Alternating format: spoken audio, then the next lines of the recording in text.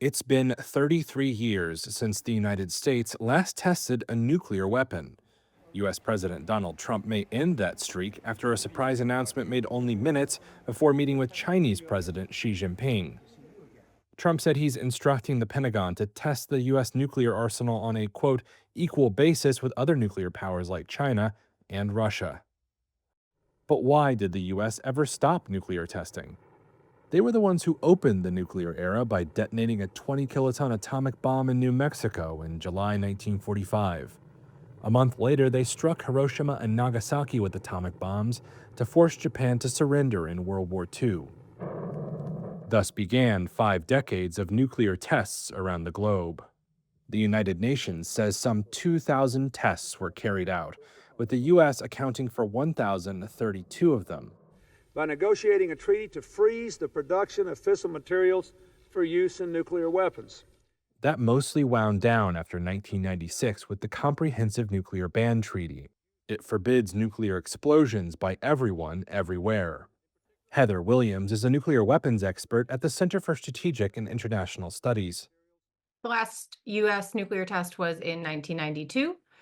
This was largely driven by public outcry, the environmental impacts, the humanitarian consequences associated with nuclear testing, but also there was a growing international movement to do away with nuclear testing.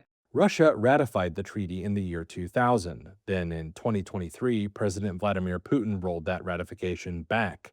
The U.S. signed it, but never ratified it. So what would testing do for the U.S., and why now? Testing new weapons would offer what any test can, evidence of what they can do, and testing older weapons would check if they can still work. And for the Trump administration, this may have been under consideration for some time. In 2020, The Washington Post reported that the first Trump administration had talked about whether or not to conduct a test. As to the timing, any U.S. test would be seen by Russia and China as a deliberate flex of U.S. power. Putin has said that if the U.S. resumed testing, Russia would too. While post-Soviet Russia has never held a test, days before Trump's announcement, they tested a nuclear-powered cruise missile, nuclear-powered autonomous torpedo, and held a nuclear readiness drill, all in the span of a week.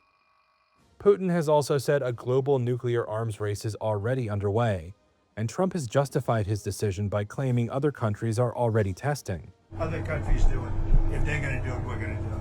However, Williams says a U.S. testing restart may help Beijing the most.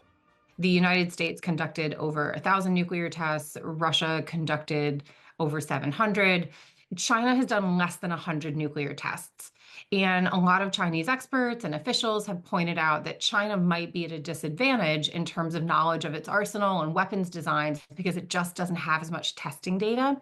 And so if the taboo against nuclear testing was broken, if there was a return to more nuclear tests, China stands to gain way more from this than the United States would. The world once hosted some 70,000 nuclear weapons at the height of Cold War stockpiling in 1986. Now that number is closer to 12,000, most of which are held by Russia and the U.S.